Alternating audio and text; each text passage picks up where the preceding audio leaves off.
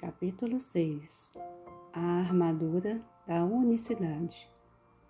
O fundamento de todos os ensinamentos da verdade, sejam eles da Igreja de Cristo cientista, da Unity, do Novo Pensamento ou do Caminho Infinito, é que vivemos, movimentamo-nos e temos o nosso ser em Deus.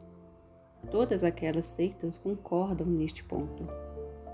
De acordo com algumas tradições ortodoxas, viveremos em Deus no futuro, mas os movimentos a favor da verdade são unânimes em assegurar que somos filhos de Deus agora, que estamos no local sagrado do Altíssimo agora, que vivemos, movimentamo-nos e temos o nosso ser em Deus agora. Porém, os ensinamentos da verdade, organizados ou não podem nos fazer viver como se vivêssemos, nos movimentássemos e tivéssemos o nosso ser em Deus. Só podem fazer algo por nós se permitirmos. Falarei a respeito de um ministro e sua esposa, ambos estudiosos sérios da verdade, que conheci em Londres, durante os ataques aéreos a essa cidade, na Segunda Guerra Mundial. Aqueles que podiam estavam construindo abrigos subterrâneos em seus jardins.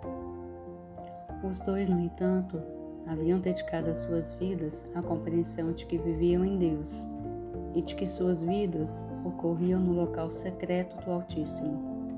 Assim, como alguma forma de discórdia ou desarmonia haveria de desabar na calada da noite sobre sua morada, não quiseram saber de abrigos subterrâneos, mas decidiram servir como vigilantes de incêndio da vizinhança durante as incursões aéreas. O bairro em que moravam, localizado entre o maior aeroporto de Londres e uma grande ferrovia, era constantemente bombardeado. Não se passou uma noite sequer sem que aquela região da cidade assistisse à queda das bombas. O aeroporto e a ferrovia foram severamente danificados diversas vezes, o que exigia reparos constantes para que os trens e as forças aéreas pudessem continuar operando. O abrigo de um dos seus vizinhos foi diretamente atingido e a família inteira foi aniquilada. Mas em todo esse tempo, o ministro e a sua esposa não sofreram sequer um arranhão, e nenhuma de suas vidraças se estilhaçou. Do ponto de vista humano, tratou-se de um fato de um dos milagres da guerra. Para o casal, entretanto, não passou de um incidente natural do mundo, pois eles viviam em Deus e assim nada ameaçaria sua morada na calada da noite. O ensino da verdade não pode nos fazer aceitar essa verdade tão profundamente, a ponto de prescindirmos de abrigos antiaéreos. Ninguém a pode aceitar por nós, pois é algo que temos que fazer individualmente. Esse ensinamento, esse segredo da vida nos é dado, mas cada um de nós precisa aceitá-lo e vivê-lo. Temos o nosso ser em Deus. Nós temos o nosso ser em Deus, porque somos uma emanação de Deus e, consequentemente, a própria consciência divina.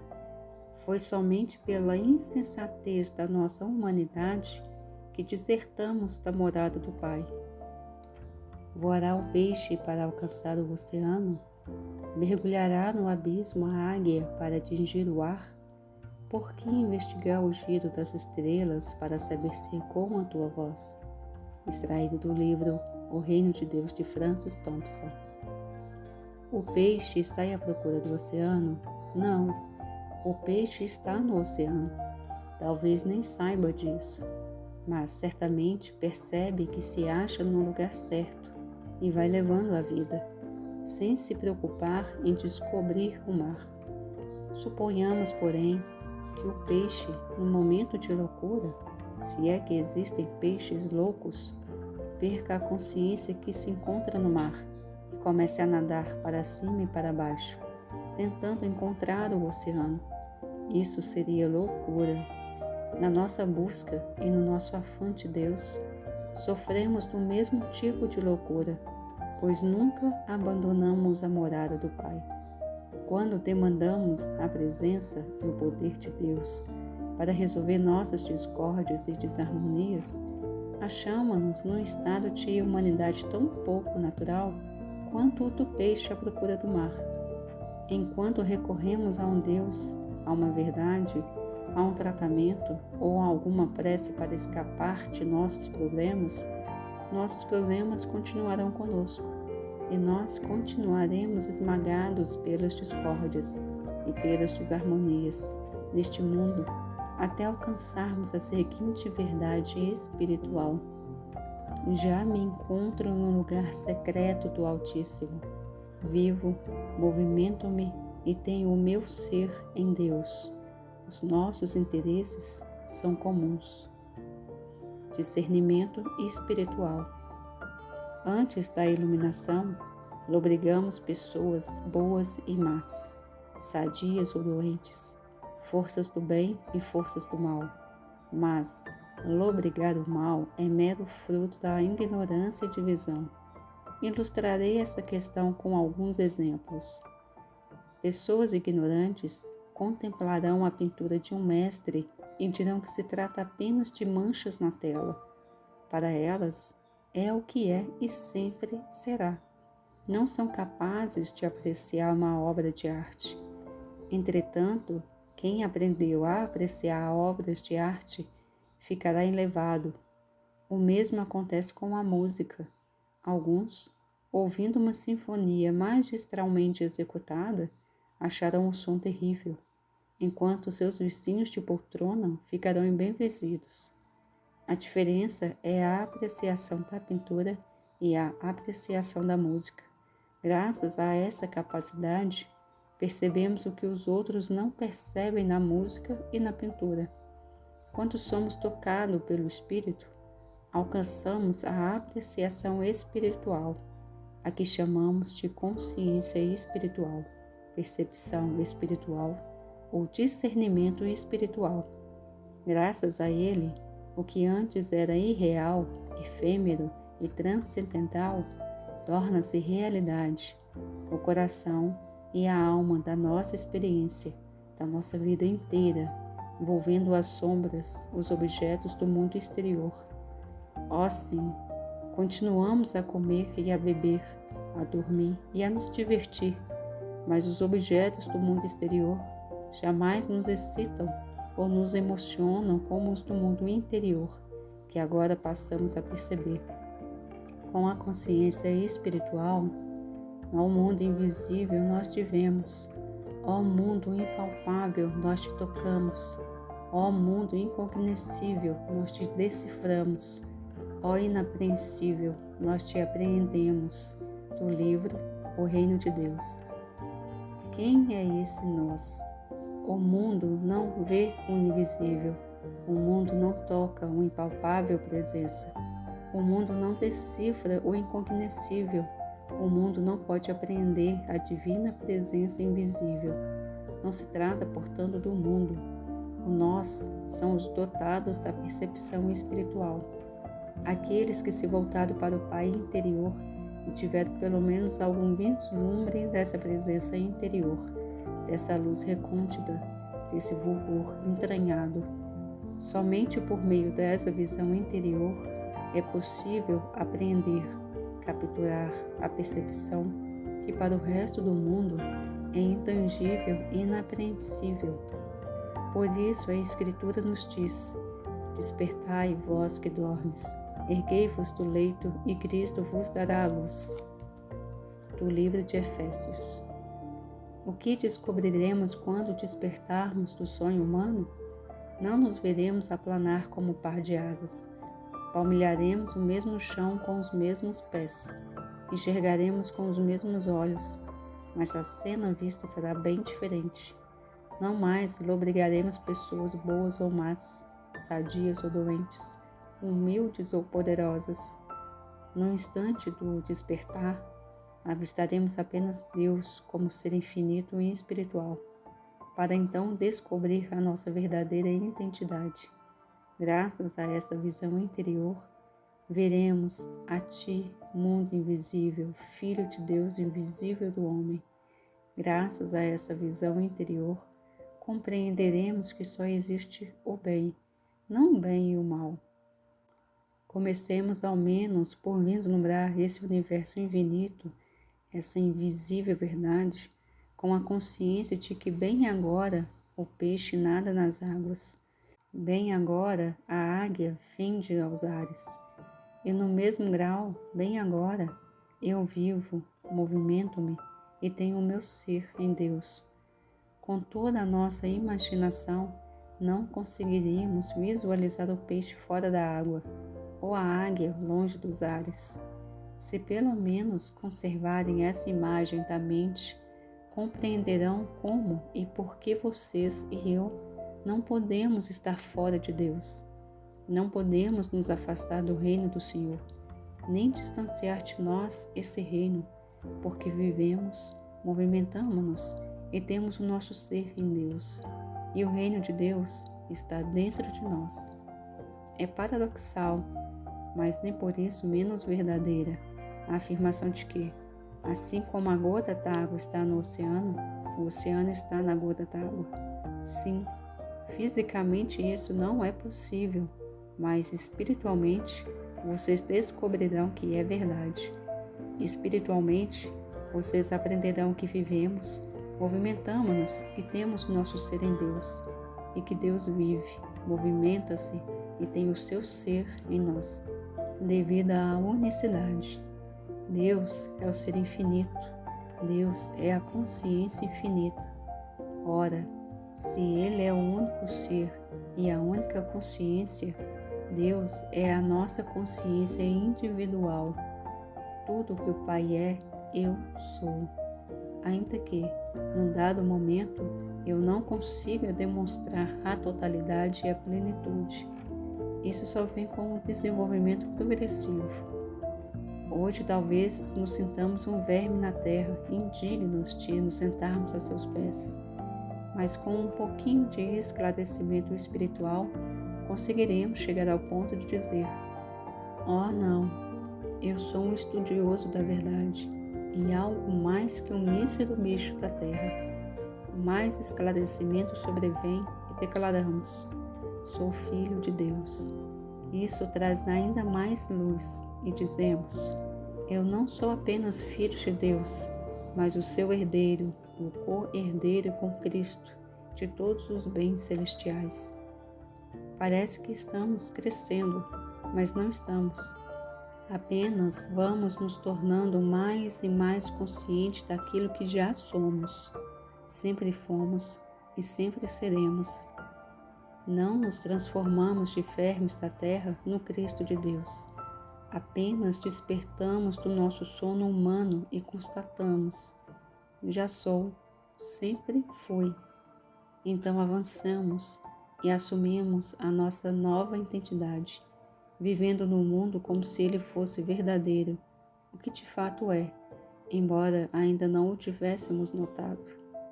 Estejam certos de que, em breve, defrontar-se-ão com tentações.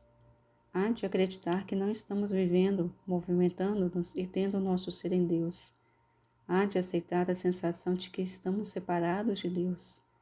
Há de aceitar o pecado, a doença, a morte, a carência e a limitação como condições reais a serem superadas.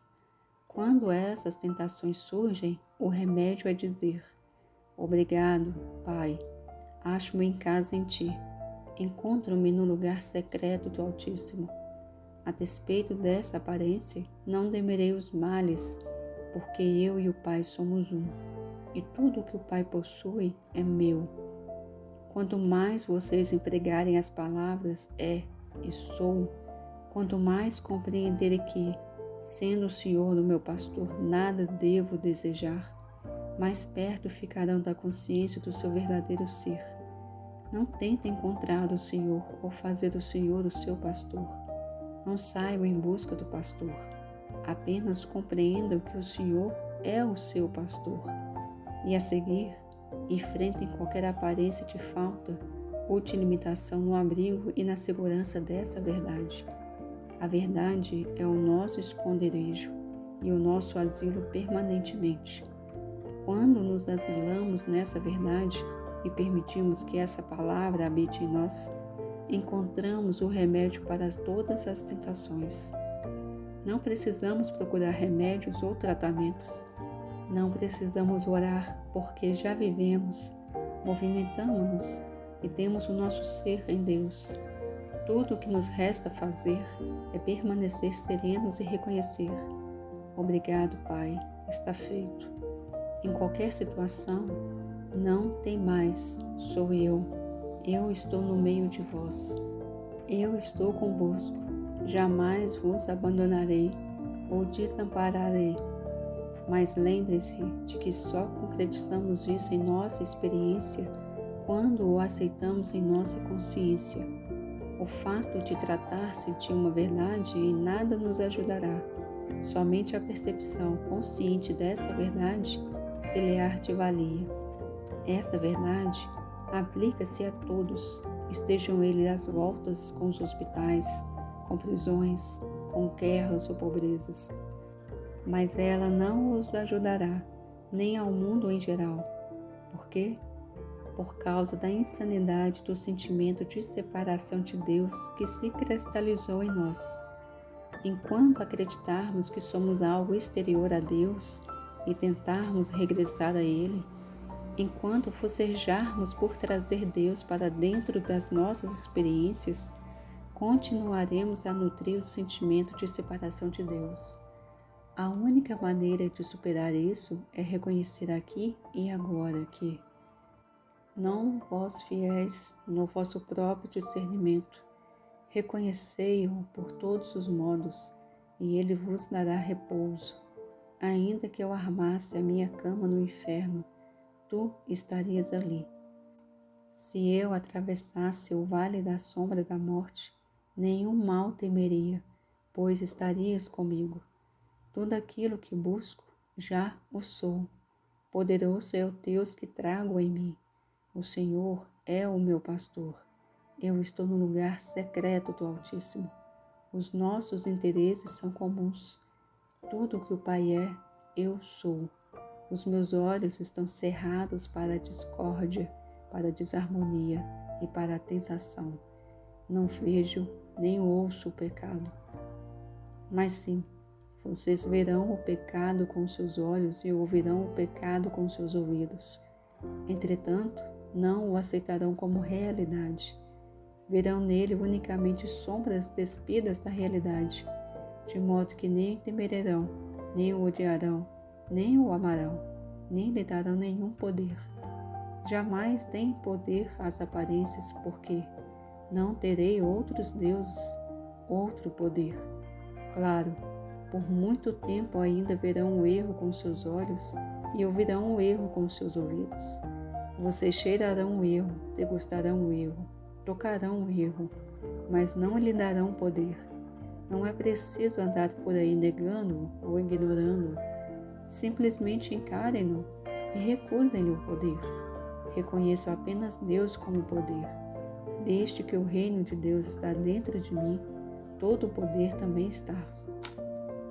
Desde que todo o poder está dentro de vocês, olhem à sua volta e constatem que nada no mundo pode ter poder. Como a mente de uma pessoa lá fora haveria de ter poder se o reino de Deus, o reino de todo o poder está dentro de mim? Como um micróbio haveria de ter poder se o reino de Deus está dentro de mim? Como poderia alguém, alguma coisa, alguma circunstância ou alguma doença ter poder quando todo o poder está em mim e flui de dentro para fora? Então vocês estarão aptos a olhar para qualquer pessoa, qualquer coisa ou lugar e dizer: não terá poder algum sobre mim, a menos que venha do Pai Celestial. Jesus Cristo pôde dizer isso a Pilatos, porque já reconheceram o poder de Deus, todo o poder interior. Depois que essa grande verdade estiver estabelecida na sua consciência, como serão capazes de amar, odiar, ou temer alguém ou alguma coisa? Como darão poder aos bons ou aos maus pensamentos de alguém? Ninguém pode ajudá-los com bons pensamentos. Ninguém com maus pensamentos pode prejudicá-los. Nenhum poder exterior os perturbará, exceto se lhe der poder. É como temer uma sombra na parede e fugir dela, porque se parece com um homem, às vezes com um brutamontes. Ora, é apenas uma sombra. Se o reino de Deus estiver dentro de vocês, então todo o poder também estará. E como Paulo, poderão dizer: nenhuma dessas coisas, nenhuma dessas pessoas pode ferir-me, nem mesmo bombas haverão de fazê-lo. Nada do que está fora pode ofender-me, porque tenho todo o poder dentro de mim. Nós não nos valemos de uma verdade desse tipo como uma arma a ser empunhada contra algum poder maligno. Apenas nos apegamos a ela e a usamos como um lembrete constante da verdade do ser. E a partir daí, a verdade domina nossa consciência e torna-se lei da nossa experiência. Essa verdade na nossa consciência é uma armadura. Entretanto, a palavra armadura dá a ideia de defesa, e no momento em que pensamos em defesa, criamos problemas. Do que haveríamos de nos defender se Deus é todo o poder e todo o ser? Por essa razão, no caminho infinito, vemos Deus como um poder único e usamos a expressão a armadura da unicidade. Envergando a armadura da unicidade. O Deus único é uma das maiores revelações de todo ensinamento espiritual. E, no entanto, mesmo no ponto mais alto desse ensinamento, essa revelação mal é mencionada. Não trata-se meramente da afirmação de que Deus como um. Trata-se de uma revelação. Deus é um, a única presença, o único poder. Deus é a vida única que não precisa ser salva, a vida única que não precisa ser curada, a alma única que não precisa ser purificada, a substância única, a atividade única. Sendo Deus a substância única, não existe substância má, substância maligna, substância excessiva ou substância escassa. Por isso, não temos necessidade de palavras, de pensamentos ou de coisas com as quais mudar as substâncias. Deus é a atividade única. Quem temerá a atividade de Deus? Assim, não temos necessidade de palavras e de pensamentos, nem de armadura para nos defender ou para atacar. Verdade é que somos tentados a acreditar em outra atividade. Na próxima esquina, poderá haver um marginal pronto a nos assaltar, e a nossa primeira tentação é a de empregar a força física ou o poder mental para dominá-lo. Mas a verdade espiritual sustenta. Ficai em paz, a luta não é vossa. Não há outro poder senão Deus. Não há outra atividade a não ser Deus. Portanto, deixemos o homem armado divertir-se com sua arma ridícula, se quiser. Quando caem as bombas atômicas, todos anseiam por um abrigo, por uma muralha ou uma defesa mental. Contra o quê? Contra a atividade de Deus? Mas se não existe outra atividade? No mundo cristão, onde o ensinamento se baseia por inteiro em Deus como atividade única, por que haveria alguém a te temer? As bombas, como os micróbios, não passam de outras tantas tentações. Nós que pertencemos ao mundo metafísico, não tememos tanto os micróbios quanto os demais. Por isso não sofremos tanto por causa deles.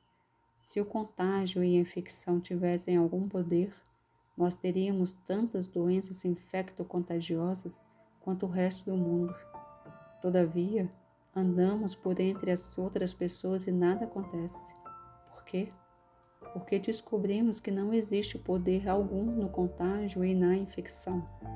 Essas coisas só teriam poder se fossem uma atividade de Deus, mas não são. São meras aparências tentando nos induzir a acreditar numa atividade, substância ou presença independente de Deus. Que diferença faz se se trata de um germe infinitesimal ou de uma bomba gigantesca.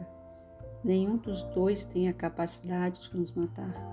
Só a crença humana lhes dá esse poder. Se a nossa vida é ameaçada, rimos disso porque existe apenas uma vida, a vida de Deus. Só a nossa crença em duas vidas, a de Deus e a nossa, nos sujeita ao medo de perder esta última. Entretanto, no momento em que acabamos de vez com a ideia de uma vida isolada de Deus, atentaremos à imortalidade e à eternidade aqui mesmo na Terra. Quando falamos de unicidade, estamos falando de Deus como poder único, não um poder a ser usado contra o poder maligno ou com o qual superaremos o pecado e a doença, pois não há nada lá fora capaz de nos proteger. Em outras palavras, envergar a armadura da unicidade. Lembra Davi marchando contra Golias, sem o sentido mudando de armadura e sem nenhuma das armas do mundo. Davi provou que Golias não era um poder, mas apenas um fanfarrão. Envergar a armadura da unicidade significa sair a campo sem a espada da agressão, nem a couraça da defesa, sem afirmações nem negações. Com afirmações e negações, tentamos debelar o pecado, a enfermidade, a morte, a carência e a limitação. Mas não há realidade nessas condições. Elas são simples aparências que nos incitam à guerra. A guerra começa com armaduras e espadas e passa para canhões e bombas. Quando nos tornamos metafísicos e atingimos a esfera mental, a batalha com os pensamentos, com afirmações e com negações. Nada mais fácil que renunciar a armaduras e as espadas quando se está nessa esfera, mas renunciar a afirmações e a negações é a mais difícil. Enverguem a armadura da unicidade. Enfrentem todas as situações da vida com esta palavra, unicidade. Se se sentirem ameaçados por uma atividade má, lembrem-se de que Deus é a única atividade. Se se virem às voltas com um falso senso de substância, excessiva ou escassa, recordem que existe apenas uma substância, que é Deus. Não há substância má, não há substância maligna, não há substância doente. Há apenas uma substância, que é o Espírito. Enfrentem qualquer situação, qualquer condição na vida com a palavra uma vida, uma alma, uma mente, um ser e mesmo um corpo. Desde que existe apenas um Deus e uma vida, só pode existir uma corporificação, que é o corpo de Deus. As aparências nos fazem crer que cada um de nós tem um corpo. Todos parecemos diferentes, alguns saudáveis, alguns não, alguns mais e alguns menos. Por isso, aceitamos a crença na atualidade, na existência de mais de um corpo. Não sabeis que o vosso corpo é o templo do Senhor? Não quer isso dizer que cada um de nós tem um templo de Deus?